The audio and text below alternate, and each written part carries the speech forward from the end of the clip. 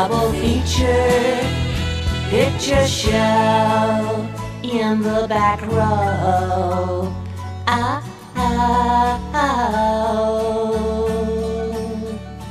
To the late night double feature picture show. En el año 2003 concluye la sucesión consecutiva de los estrenos de la trilogía del Señor de los Anillos. El Retorno del Rey es el desenlace de una epopeya magnífica, y cinematográficamente fue un hito galardonado con nada menos que 12 Oscars, lo que equivale a un 100% de las nominaciones que poseía. Y no es para menos, pues se trata de una entrega repleta de acción y suspense, donde los protagonistas están en la recta final de su aventura. Ya no se trata de las duras andanzas de la Comunidad del Anillo, ni de la amenaza de un ambicioso y manipulador enemigo en la sombra. En esta tercera y última entrega está en juego el destino del mundo. Los habitantes de la Tierra Media se lo juegan todo a una carta y han de poner su último y más desesperado esfuerzo en combatir la oscura mano de Sauron, que se dispone a sumir el mundo en las tinieblas. Mientras que el portador del anillo tiene su propia lucha interior, a la vez que se dirige al Monte del Destino a destruir la joya que da nombre a este apoteósico fenómeno de la ficción literaria. Al igual que en Las Dos Torres, el argumento del Retorno del Rey está fracturado en varias subtramas, y estas llegan incluso a subdividirse. Por ejemplo, la subtrama de Rohan, que por una parte llega a Minas Tirith y por otra sigue a Aragorn en su paso por los senderos de los muertos. Además, es muy importante recordar y recalcar que los acontecimientos que conforman el clímax y el final de la versión literaria de Las Dos Torres fueron distribuidos de forma diferente en la adaptación a la gran pantalla. También resulta que estas variaciones van acompañadas, en algunos casos, por el hecho de ser parte de la versión extendida y aún así no llegan a equiparar la cantidad de exposición que se narra en los libros quinto y sexto del Retorno del Rey. Debido a esta estructuración, resulta complicado analizar por tramas la película, por lo que en vez de desarrollar mi vídeo como hice con el de Las Dos Torres, me limitaré a estudiar el argumento de forma lineal, diciendo qué se excluyó, suprimió o cambió de lugar con respecto al libro, y con qué se innovó o se destacó en la adaptación cinematográfica. Si en este punto esperabas que haga un aviso de que voy a exponer opiniones subjetivas y que puede haber spoilers, es que cuando tu madre dio a luz, la palanca de cambios de tu vida estaba en retroceso y llegaste al mundo de culo. Y probablemente hayas seguido así. ¡Vamos allá! Esta es la tercera y última parte del análisis de la fidelidad del Señor de los Anillos. La peli empieza con un flashback que muestra el deterioro físico y mental de Mario Vaquerizo, Sméagol. En un principio, la apertura iba a tener relación con una ensoñación de Aragorn con motivo de su destino de reclamar la ayuda del ejército de espíritus del Sendero de los Muertos. Y a mí ciertamente no me descontenta esa versión, pero los guionistas prefirieron hilar el círculo temático de la peli empezando con la historia del anillo y cerrándola con la destrucción del mismo. Aunque bien es sabido que después de esto hay 3 malditos finales más. Es como si el despertar de Resines en Los Serrano tuviese otro despertar en el que vemos a Resines en coma y luego el coma resulta ser el sueño del perro de Resines, quien está muerto. Me refiero a Resines, no a su perro. Resines está muerto, ¿vale? ¡No está muerto! No, pero su carrera sí. En fin, que respeto la decisión de los guionistas. Tras este prólogo, se muestra lo que en realidad es el final del libro quinto de Las Dos Torres, la llegada de Theoden, Gandalf, Aragorn, Legolas y Gimli a la Torre de Orthanc, así como su diálogo con Saruman. En el libro los acompañan además parte de los Rohirrim supervivientes de la batalla del Abismo de Helm, y se contempla con detalle los poderes persuasivos y de control mental que posee Saruman. Pues los hombres de Rohan son intimidados y sometidos por él con el simple uso de su voz. Pese a haber acortado el diálogo con respecto a la novela, los remanentes de este son pluscuamperfectos, aunque originalmente Saruman estaba en un balcón bajo, y lo veo lógico, no tengo la menor idea de cómo podían escucharse las respuestas unos de otros en la peli. Saruman, si bajas, te perdonamos. ¿Qué? Que si bajas, te perdonamos. No, no os prestaré mis tropas de rumanos. ¿Qué? ¡Que no os oigo un carajo! ¿Qué dices de la madre de Bárbol? Espera, que bajo. ¿Qué? Pero en ambas versiones la vara de Saruman es quebrada, aunque en la novela la Palantir no la tiene Saruman, sino que Grima, que es muy avispado, pensó que sería una maniobra muy sutil y un ataque muy estratégico el usar el arcano orbe, contenedor de un poder maligno asombroso, como arma arrojadiza contra las putas cabezas de los únicos que les estaban dando tregua. Muy hábil, imbécil. Me hace gracia porque te pareces a Sandro Rey y encima ahora tienes una bola de cristal, pero esa cabeza que parece un mocho de fregona no te dio para pensar que Saruman codiciaba la Palantir quizás tanto como el propio anillo. ¡Pero qué tonto eres! De todas formas, lo más importante en relación a esta escena son las propias muertes de Saruman y de Grima. Son enteramente fieles a la novela, salvo por el hecho de que las han cambiado de sitio. En la novela, los dos quedan retenidos por Bárbol en la torre de Orthanc. Tras la destrucción de Sauron, se suceden varios desenlaces, entre ellos el viaje de vuelta de la compañía a sus respectivos hogares. Cuando pasan de vuelta por Isengard, Bárbol revela que dejó marchar a Saruman, a quien consideraba ya carente de poder. Tiempo después, él y Grima son encontrados vagabundeando, y el mago traidor recrimina la compasión de Gandalf y Galadriel. Y sorpresivamente, cuando los hobbits creen llegar finalmente a la pacífica comarca, descubren que Saruman y Grima se habían adelantado a su paso y habían extorsionado a toda la población y establecido un régimen opresivo, permitiendo que la gente alta saquease cosechas, quemase árboles y derribase hogares para industrializar el lugar. Básicamente, Saruman reconstruyó Isengard a pequeña escala, jugando a los Playmobiles con los hobbits. Pero como los medianos de la compañía eran ahora honorables y bravos aventureros, reconquistaron la comarca y expulsaron a Saruman y Lengua de Serpiente, que en última instancia se enzarzan como se ve en la película, pero sin el mago sufriendo una caída de esas que te da tiempo a pensar en el ostionazo que te vas a pegar al llegar abajo. Esta variación del guión está muy bien traída, creo yo, pues qué mejor lugar para la muerte de un villano que su propia guarida. Al fin y al cabo es un final boss, ¿no? Sin embargo, el mayor atentado contra esta escena es que en la versión comercial se suprimió. Christopher Lee mostró su decepción con Peter Jackson, y es totalmente comprensible. De todo el metraje que se podía haber acortado o eliminado, ¿arrebatas la única escena de este enigmático actor? Aún después de haber ignorado un capítulo final de la novela, pero salvando única y sabiamente su momento más crucial, cambiándolo de lugar y habiéndolo colocado en un sitio tan acertado, me parece un completo derroche. Gracias a Ilúvatar que tenemos las 4 horazas de la versión extendida.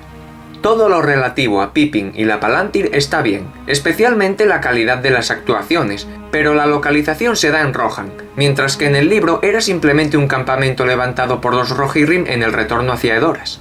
Una vez Pippin y Gandalf penetran en Gondor y llegan al galope a Minas Tirith, se experimenta uno de los puntos más portentosos de la adaptación y una vez más de la calidad del diseño de la producción de esta gran película. Me estoy refiriendo a la cinematografía. Los ángulos y movimientos de cámara que se utilizan para mostrar las localizaciones son extraordinarios. La edición es prolongada pero variada, siempre acompañada por la colosal banda sonora, y esto ayuda a describir la magnitud, la importancia temática y, por supuesto, la majestuosidad de los lugares o el peso argumental de los momentos más destacables.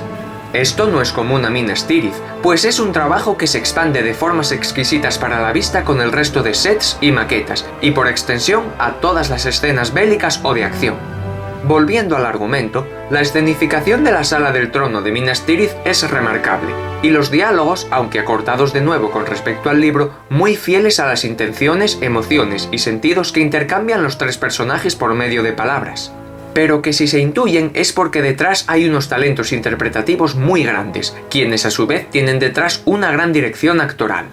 En el libro, una vez Pippin ofrece sus servicios al senescal Denethor, tienen lugar numerosas descripciones de sus rutinas en compañía del guardia Beregorn y el hijo de este. Con dichas descripciones se pone de manifiesto la carencia de esperanza de las tropas de Gondor, enmascarada por falsos atisbos de ánimos, y también se reitera cómo la oscuridad se acerca en forma de nubes, metaforizando así la forma en que decae la confianza en las oportunidades de supervivencia de la ciudad a la vez que las tropas enemigas avanzan. Toda esta fina y redundante prosa se condensa en una escena de exposición de Gandalf y Pippin, muy beneficioso para el ritmo, y además se regala un guiño a la novela en una escena posterior entre Pippin y Faramir. Esta escena contiene líneas de diálogo idénticas a las palabras que intercambian el Hobbit y el hijo del guardia Beregorn en relación a su estatura. Para mí, la película muestra a un Denethor mucho más irreflexivo y a la defensiva que en la novela, pero en verdad lo veo como un acierto. En el libro, Denethor, al igual que sus hombres y su pueblo, ha abandonado toda esperanza, y está sumido en sus penas y llorando a Boromir. Su posición con respecto a la guerra es pasiva, depositando su poco interesada confianza en la imponente arquitectura de Minas Tirith, su posición estratégica y en última instancia la resistencia predeterminada de su ciudadela. No rechaza la ayuda de Rohan, simplemente le es indiferente. Pero en la película se supone que él debe autorizar que se prendan las almenaras para solicitar a Rohan ayuda en batalla. Esto es algo común a la propia película y a su comunicación entre las tramas de Rohan y Gondor, pero no deja de ser una especie de agujero de guión, o mejor dicho, un relleno innecesario. No relleno argumental del que decepciona y te hace perder el tiempo, sino más bien metraje casi inservible, puesto que ya se ha dado a entender que ambos países poseían una alianza previamente establecida y eran conscientes de que tarde o temprano deberían unir sus ejércitos contra los de Mordor. Aragorn ya tenía planes de ir a Minas Tirith desde la caída de Boromir, y después de todo no quedaba otro destino para Rohan tras la victoria sobre Isengard que la guerra contra Sauron, por lo que Theoden, con o sin Aragorn, habría de partir con los Rohirrim hacia Gondor, no por simple cuestión de honor y por lo que implica la alianza, sino por pura lógica. Es por esto que la peli tiene ese pequeño fallo, entre comillas, mientras que la novela establece una sucesión de acciones por parte de los protagonistas motivadas por la lógica más obvia. Sin embargo, sirve como un argumento a favor de la desconfianza de Denethor en Gandalf, que es quien idea la artimaña ejecutada por Pippin al encender las almenaras a espaldas del Senescal. Cuando la batalla llega finalmente hasta Gondor, el Senescal permanece reticente a dar órdenes a sus tropas, las deja a su libre albedrío. Pero cuando los orcos llegan en la peli, ¿qué les dice Denethor a sus hombres? ¡Abandonad los puestos! ¡Huid si queréis vivir! ¡Corre, zorra, corre! En la novela, las tropas de Rohan parten desde Edoras hacia el Sagrario, donde permanecen refugiados los civiles de dicho pueblo. En la película todos están en Edoras y parten juntos al Sagrario. Es entonces cuando Aragorn se adelanta al paso de Theoden y se encamina hacia los senderos de los muertos. Esto es común a ambas versiones, pero en la película se suprime que los Rohirrim fueron más tarde ayudados por hombres salvajes de los bosques para llegar a Gondor sin que las fuerzas de Mordor esparcidas por el oeste llegasen a descubrirlos. Eran como 5000 jinetes, la verdad es que cantaban bastante. Pero en efecto, es un paréntesis tan poco fructífero para el ritmo del guión como lo fue Tom Bombadil. Tienen barbas, viven en los bosques, son unos desarrapaos, son de Podemos, no te juntes con ellos. En cuanto al adelantamiento ejecutado por Aragorn, es Elrond quien se manifiesta ante él y le revela qué dirección tomar, otorgándole la espada de Elendil, forjada de nuevo bajo el nombre de Andúril. Esto en la novela ya ocurre en la Comunidad del Anillo cuando están en Rivendell, y se supone que bastaba con presentarse como el rey de Gondor para obtener el liderazgo de las tropas no muertas, aunque supongo que mostrar la espada de Elendil es como una especie de identificación. Lo veo bastante lógico. Si no, sería como si vas al Valle de los Caídos, se te aparece el fantasma de Franco y tú le dices que reclamas la soberanía del pueblo nacionalista porque eres de Vox. No funciona así. Tendrías que ser un derechista de prestigio, como Pablo Casado o J.M. Aznar. Pero la profecía solo aceptaría a un facha pura sangre portador de un arma digna. Bertín Osborne, con el cuchillo jamonero en una mano y el artículo 155 en la otra. Retomando con los senderos de los muertos, en la novela Aragorn no solo parte con Legolas y Gimli, sino que se le une un grupo de Dúnedain llamado la Guardia Gris, que traen consigo un estandarte, obsequio de Arwen. La travesía por los senderos de los muertos se presenta como algo terriblemente angustioso y terrorífico, haciendo hincapié en la presencia constante del ejército de espectros invisibles. Además, su travesía es más larga y llega más allá de la oscura caverna. El grupo atraviesa las entrañas de una montaña y llega a un valle poblado, y en una colina, ante una de las últimas Palantir, es donde Aragorn reclama su derecho a reclutar el ejército de los muertos. Desearía que para compensar la supresión de los Dúnedain hubiesen realizado la travesía completa hasta dicho lugar en la película, aunque admito que el Mar de Calaveras es algo radicalmente guay, es como la peli de lo imposible dirigida por Tim Burton. No obstante, en la película hay un detalle que considero superior y mejor aprovechado que en la novela. En la adaptación al cine sí que se ven en efecto los pueblos costeros más allá de la salida de los senderos de los muertos, así como la forma en la que Aragorn se aflige al ver que han sido atacados por los corsarios del sur, quienes son mercenarios de Sauron. En la novela, Aragorn utiliza las tropas espectrales para reconquistar estos puertos y navegar por el Anduin hasta Gondor con los habitantes de dichos puertos como refuerzos, aunque de incógnito, ya que llegan en las naves de los corsarios sureños. Pero en la película, Aragorn llega con 3 pares de pelotas multiculturales y una hueste de incontables guerreros ectoplásmicos que, literalmente, inundan los campos de Pelennor y aniquilan por completo las fuerzas de Mordor. Es una pasada la forma en la que limpian el lugar. Son como Godzilla, nada se les traba delante, lo barren todo. Son como el semen radioactivo de Chuck Norris. Pero el punto al que me refería es que en la novela es un derroche que Aragorn utilice el ejército de fantasmas únicamente para reconquistar los pueblos costeros, pues los refuerzos serían de utilidad, pero de ninguna manera equiparables a las fuerzas espectrales. Recordemos que los espíritus del ejército de Elendil fueron malditos por su hijo Isildur por acobardarse ante las hordas de Mordor en la batalla de Dagorlad. Y la maldición no terminaría hasta una vez saldaran su deuda y venciesen a las fuerzas de Sauron. Con estas condiciones, Aragorn podría haber optado incluso por llevar al ejército de los muertos hasta la mismísima Puerta Negra. Pero Aragorn destaca por ser un líder justo y aguerrido, por lo que en definitiva, la aparición y el provecho del ejército de espectros en la película es superior al de la novela. También cabe destacar que no hay descripciones concretas de los espíritus en la novela, únicamente se mencionan como presencias invisibles. Mientras que su diseño para la adaptación al cine no solo es excelentemente tenebroso, sino que los considero el más destacable de todos los efectos especiales de la cinta, pues igualan y llegan a superar a muchos efectos digitales y animaciones por computadora modernos. Entonces comienza el elaborado desarrollo de la batalla de los campos de Pelennor y lo que acontece a la vez en varios sitios mientras la lucha tiene lugar. Todo comienza con la llegada de los orcos a Osgiliath, la cual es tan sigilosa que otorga de primera mano la ventaja a las tropas de Mordor. Cuando Faramir ordena la retirada antes de que todos sean masacrados, hay otra escena cinematográficamente preciosa que tiene lugar cuando Gandalf sale al encuentro de los supervivientes que galopan tratando de huir desesperadamente de los Nazgûl alados y hace retroceder a estos con un deslumbrante halo de luz. La coreografía de equitación es brillante, y el plano general de las bestias aladas espantadas por la luz de Mithrandir es glorioso. En la novela, Faramir ya llega malherido y moribundo desde Osgiliath, pasando la mayor parte del libro en las casas de curación, donde a la larga se encontrará con Éowyn y se enamorará perdidamente de ella. Es una de las historias secundarias que más me gusta. Desde un primer momento pensé que ambos personajes se complementarían a la perfección, y así mismo sucede, pues ambos son espíritus aguerridos, cuya valentía se ha subestimado y su habilidad en batalla ha sido minusvalorada. Los dos son personajes muy incomprendidos que desean demostrar su valía y encuentran apoyo mutuo y mucho afecto durante el tiempo que comparten mientras sanan sus heridas. ¿Se refleja esto en la película?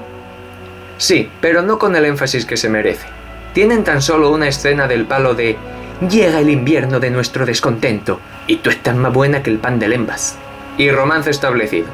A mí personalmente me indigna bastante, puesto que el romance descrito en el libro me conmovió, y a mí lo relativo a escenas cursis con mariquiterías de Romea y Julieto me asquean por norma general con su empalagosez. Pero la unión de estos dos personajes es una resolución de objetivos gratamente recibida y una desembocadura confluente de destinos muy satisfactoria. Ojalá todas las escenas de Arwen en la trilogía hubieran sido condensadas en 3 o 4 escenas románticas entre Éowyn y Faramir, pues es la verdadera historia de amor que se narra en la novela, ya que el romance tabú entre Aragorn y Arwen se narra en realidad en los anexos, no en los propios libros. Por otro lado, el cambio establecido en el guión hace que Faramir vuelva sano y salvo de Osgiliath y podamos disfrutar de una subtrama dramática de calificación shakespeariana entre él y su padre, Denethor. Faramir, aún después de poner todo de su parte para defender la posición en Osgiliath, solo obtiene el desprecio de su padre. Un desprecio que va desde la frialdad de considerar los esfuerzos de su hijo menor vanos y fracasados, hasta la crueldad de confesar que sin duda hubiese preferido perderlo a él en vez de a Boromir. Lo más doloroso es que más tarde Faramir aceptará la misión suicida de recuperar Osgiliath propuesta por el Senescal. Llega a dar la impresión de que la decisión de Faramir es motivada simplemente por conceder a Denethor su deseo de no tener que asumir más las derrotas de su último hijo. Es una acción desesperada y prácticamente una rendición, pues Faramir accede a esta misión para honrar a su padre aun cuando conoce las intenciones de este, que son sacrificar al hijo por el que nunca tuvo aprecio. Faramir está dispuesto a morir por su padre, y esto es lo más hiriente para el espectador, porque el joven es plenamente consciente de que está muriendo por su padre porque le quiere, pero este amor no es correspondido. Al menos no hasta que Denethor se derrumba cuando Faramir vuelve con 3 flechazos, algo intrigante, porque Boromir recibió el mismo número de disparos y estaba más cuadrado, pero cayó en batalla. En la novela, el suspense de Faramir siendo inmolado vivo involucra la traición del guardia Beregorn, que para salvar a su general moribundo llega a tener que matar al guardián de las llaves del santuario donde se encuentra la pira funeraria de Denethor. Pero la resolución es básicamente idéntica en la peli, con Gandalf salvando el día una vez más. En el libro, Denethor se inmola dentro del santuario y parte de este llega a derrumbarse incluso, aunque personalmente prefiero su muerte cinematográfica. El plano del senescal en llamas tirándose al vacío desde la ciudadela es sencillamente glorioso. Comparado con esto, la mediática creación de George R. Martin tiene la calidad argumental de una servilleta de kebab. Y puestos a sacarle el dedo de en medio a Juego de Truños, llegada esta hora es momento de dedicarle tiempo a la parte más abrumadora del argumento: el desarrollo de la acción bélica ante Minas Tirith. La sucesión de estrategias y el avance de ambos ejércitos posee un ritmo trepidante, tratado con una habilidad milimétrica conforme avanzan las tramas, ya sea la de Denethor, la del Anillo, la de Aragorn o la de Rohan. Después de tomar Osgiliath, los orcos comienzan a lanzar las cabezas decapitadas de los compatriotas de Gondor sobre los muros de la ciudad. Luego comienza el asalto por medio del intercambio de lanzamientos con catapulta, y no mucho después, las tropas de Mordor derriban la puerta con la cabeza de lobo, sitiando definitivamente la ciudad. Seguidamente, hay otra escena lamentablemente excluida que forma parte de la versión extendida. Esto es el encuentro de Gandalf, que iba con Pippin camino al rescate de Faramir, con el rey brujo de Angmar. En la novela se da ante las puertas de la ciudad, con el rey brujo a lomos de un corcel, pero en la película está en su acojonante bestia alada, y es un encontronazo de lo más épico. Y al líder de los Nazgûl le basta tan solo con uno de sus horrendos gritos para quebrar la vara de Gandalf. Entonces es cuando llegan los Rohirrim y la epicidad se multiplica. Los valientes jinetes de Rohan están imbuidos de tanto valor que casi parecen desplegar luz celestial en su llegada, parecen un cuadro del mismísimo Goya. Su bravura es tal que los orcos llegan a retroceder. Para igualar la lucha, Sauron envía en ese momento a los Haradrim en sus colosales olifantes, y a partir de entonces, la gloriosa batalla ya es inconmensurablemente asombrosa. Me remito a lo que dije hace un rato, la cinematografía y el despliegue de efectos especiales es abrumador. Ejércitos chocando, batallones cargando, formaciones rompiéndose y reorganizándose, jinetes atropellando, guerreros apuñalando, arqueros disparando, bestias aplastando todo a su paso. Todo esto pasa a la vez y con una variedad de planos, movimientos de cámara y coreografías de lucha innumerables. La creatividad de estas escenas de acción es absolutamente espectacular. Se permiten hasta momentos de chulería nivel guiñar el ojo y chistar mientras haces la pistola con los dedos. Legolas en el olifante, sí, eso es tan guay como un velociraptor con sombrero de mariachi y ametralladoras cabalgando un megalodón que dispara arcoíris radioactivos por la boca. Por otro lado tenemos a Éomer.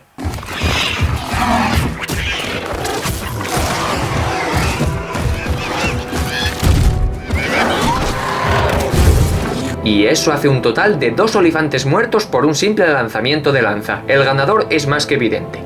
Y cuando parece que a esto no lo puede suceder otra escena con más epicidad, llega el enfrentamiento entre Éowyn y Merry contra el líder de los Nazgûl. Antes de que las corrientes feministas fuesen tildadas de feminazis a la primera de cambio y hubiese esta contemporánea y pesada polémica de género porque algunas mujeres creen que la sociedad cree que ellas creen que la sociedad las infravalora, esta tía decapitó a un dragón y con el brazo roto vengó a su padre cargándose al obispo emo más chungo y aterrador que pisaba el mundo. Soltó una frase épica, se puso las gafas de sol y sonó el yeah de CSI Miami, mientras ella se iba a echar una siesta porque estaba agotada de molar tanto. Dejó un cartel en su cuarto que rezaba: relaja las tetas, Xena, y tú, Daenerys, cómprate un par. Golfa escuálida.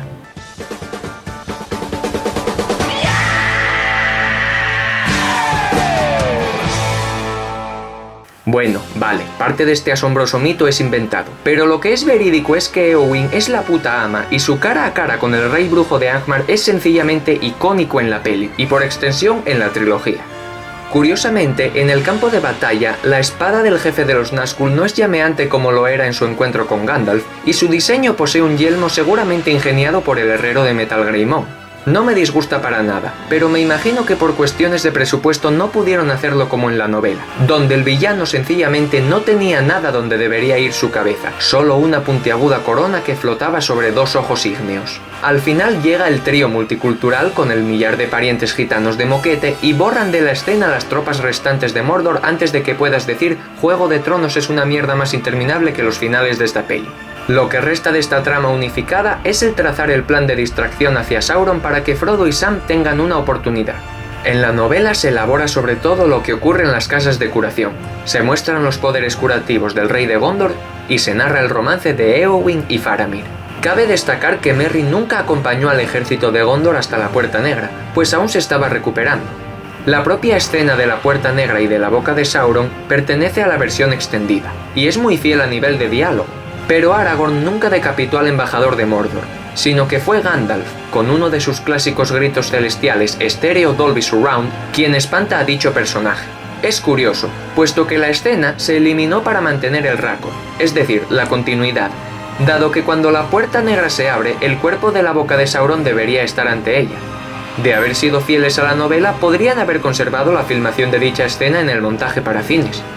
Bueno, lo relevante a la parte bélica del largometraje ya está, y sé que dije que analizaría la película linealmente, pero como esta se va sucediendo con insertos de acontecimientos del viaje de Frodo, Sam y Sméagol, he preferido desenredar las subtramas que llevan a Gondor y dejar la trama del anillo aparte, porque al fin y al cabo es precisamente lo que contiene el libro sexto. Hay que recordar de nuevo que Minas Morgul y la guarida de ella la araña pertenecen al libro cuarto de las dos torres, pero canónicamente acontecen en efecto a la vez que la batalla de Minas Tirith, como se muestra en la película. Para concretar, allá por el mes de marzo del año 3018, cuando el rey Theoden cae en batalla, Frodo y Sam ya han escapado de Cirith Ungol. Yo sigo siendo defensor de que ella la araña podría haber aparecido en la adaptación al cine de las dos torres, y el retorno del rey podría haber sido aún más fiel a la estructura de la novela, centrándose en Gondor y desplazando el viaje de Frodo por completo al tercer acto, lo que dejaría tiempo de sobra para mostrar la muerte de Saruman y permitiría ver la escena de la Puerta Negra, experimentando de primera mano el suspense de creer que Frodo ha sido capturado y muerto en Mordor. Y entonces ya se podría pasar a mostrar a Sam rescatando a su amo y a ambos vagando por Mordor hasta el último clímax, pero mostrando el debido respeto que la cinta merece, una vez más. Tanto la escenografía y los sets, así como las maquetas y el diseño de Minas Morgul y la fortaleza de Cirith Ungol son perfectos en cada uno de sus ángulos. Las artimañas de Sméagol para poner a Frodo en contra de Sam son inventadas, pero no desvirtúan las motivaciones del personaje y son creíbles de sobra. Aportan un buen suspense a la subtrama. Lo que sí me sobra es Sam descubriendo el pan de lembas. ¿Qué pasa? ¿Que tenía amnesia de hombre bollicao? ¿De veras no recordaba si se había zampado el pan élfico o no? Joder, entonces Sméagol es tan persuasivo como Saruman. Si simplemente hubieran mostrado a Sam marchándose y después volviendo triunfal a salvar a su amo de la tatarabuela de la araña hombre, hubiese sido mucho más impactante. Otro leve detalle que se suprime es que la fortaleza de Cirith Ungol tenía dos centinelas buitres de piedra policéfalos que hechizaban la entrada y los hobbits quiebran el encantamiento con la botella con luces LED que les dio Galadriel. Pero en la peli las estatuas están allí, así que no importa, la calidad de los detalles es cojonuda. Cuando los hobbits se hacen pasar por orcos y son obligados a unirse a una avanzadilla, da la sensación de que esto pasa nada más abandonar Cirith Ungol, pero en la novela hay un tortuoso viaje por Mordor antes de esto, y la sensación de ver a Frodo devastado y sin energías es mucho más poderosa, puesto que sufre latigazos y es obligado a correr cuando ya estaba al límite de sus fuerzas. Supongo que algún plano en escenarios volcánicos no hubiese estado mal, pero no importa. Todo lo que resta es otro calco de la novela. Pero lo que merece la pena desarrollar es el final de la película. O mejor dicho, los finales de la película. Los considero algo extremadamente conmovedor. Y soy incapaz de ver desde la coronación de Aragorn hasta la vuelta a casa de Sam sin vaciar los conductos lacrimales. Aún así, he de decir que pese a tener muchos finales, la peli no es comparable en ternura y resolución al libro. En el libro, Frodo y Sam se recuperan en Ithilien, se celebra la victoria y se reúnen con Merry y Pippin, que ahora poseen honores de Rohan y Gondor respectivamente. Después, todos son llevados hasta las puertas de Minas Tirith, donde Faramir, como senescal, se dispone a coronar a Aragorn, el que una vez fue Montaraz, declina amablemente y solicita que Frodo ponga la corona en manos de Gandalf y éste lo corone. Tras la coronación, la compañía pasa mucho tiempo en Gondor regocijándose. Éowyn y Faramir se casan. Éomer, por su parte, también es coronado como sucesor de Théoden, y los restos de este son llevados a Edoras al cabo de un tiempo. Para entonces, todos los miembros de la compañía, además de Arwen, Elrond, Galadriel y Celeborn, parten en un sosegado y pacífico viaje de retorno. De Edoras llegan a Isengard, donde conversan con Bárbol y son informados de la partida de Saruman y Grima. Poco a poco, el grupo va separándose conforme a sus deseos y destinos. Legolas es acompañado por Gimli a visitar el bosque de Fangorn y después a las cavernas de Cuernavilla, como se prometieron mutuamente en caso de que la guerra terminase. Aragorn y Arwen vuelven a Gondor, y poco después, lo que resta de la comitiva se encuentra con un Saruman muy resentido, como dije al principio del vídeo. Ya cerca de las puertas de Moria, los gobernantes de Lórien vuelven a su valle. Luego, los hobbits y el mago llegan a Rivendell, y se vuelven a reunir una vez más con Bilbo, y tras esto parten hacia Bree, donde Gandalf los deja una vez más, y los 4 medianos retornan finalmente a la cambiada comarca, ayudan a su pueblo a sublevarse y sanean su hogar, poniendo fin a la vida de Saruman y Grima de paso. Me gustaría que en el montaje de la película hubiesen honrado mejor esta sucesión de desenlaces, al menos habiendo rodado exteriores acompañados de música mientras la compañía va separándose. El saneamiento de la comarca se puede ignorar comprensiblemente, pero mostrar la muerte de Saruman en Orthanc es crucial. A pesar de todo esto, es innegable que el final de la película es completamente reconfortante e imperativamente conmovedor. Así que aquí termina el análisis de la fidelidad de la trilogía. Con respecto a esta tercera parte, la considero la más impactante a nivel visual, y el único fallo no es nada referente al guión, sino al tiempo de exposición, puesto que es una historia muy completa, pero evidentemente hubo que eliminar escenas. Esta es la mayor pérdida y lo que más hace sufrir a la historia, ya que la muerte de Saruman, el rey brujo en la ciudadela y la boca de Sauron son momentos de exposición y resoluciones o enlaces muy valiosos para la narrativa del desenlace de la Guerra del Anillo. Las escenas de Ella la araña, pese a no corresponder a esta entrega, son beneficiosas para la estructura desde el punto de vista cronológico en última instancia. Por último, y nunca mejor dicho, los múltiples finales no son tan detallados como se podría desear, pero sin duda cumplen muy bien con su función de desenlace y son una avalancha de satisfacción y felicidad para el espectador. Esta trilogía es uno de los mayores logros de la humanidad, y es trascendental que un solo hombre fuese capaz de crear tanta magnificencia en primer lugar. La adaptación de Peter Jackson tiene un mérito insuperable y todos sus galardones son justificados, pues es un ejemplo de esfuerzo y respeto únicos y nunca antes ni después vistos en la historia del cine. No como ahora que las academias ya ponen el sello de obra maestra a la mínima y deciden de antemano las pelis que van a premiar porque las dirige Christopher Nolan o porque las protagoniza DiCaprio. Pero por suerte, siempre tendremos El Señor de los Anillos para recordarnos la época en la que el cine era arte con mérito y no un fenómeno mediático y comercial. Espero que estas ediciones de Science Fiction Nerdy Feature hayan sido suficientemente enriquecedoras y hayan abarcado la máxima cantidad de detalles posibles, pero escucharé de buena gana a medias algún dato o reflexión en la caja de comentarios, pues el mundo de Tolkien merece que se hable de él hasta que termine la última de las edades. Hasta siempre, hijos de la Tierra Media.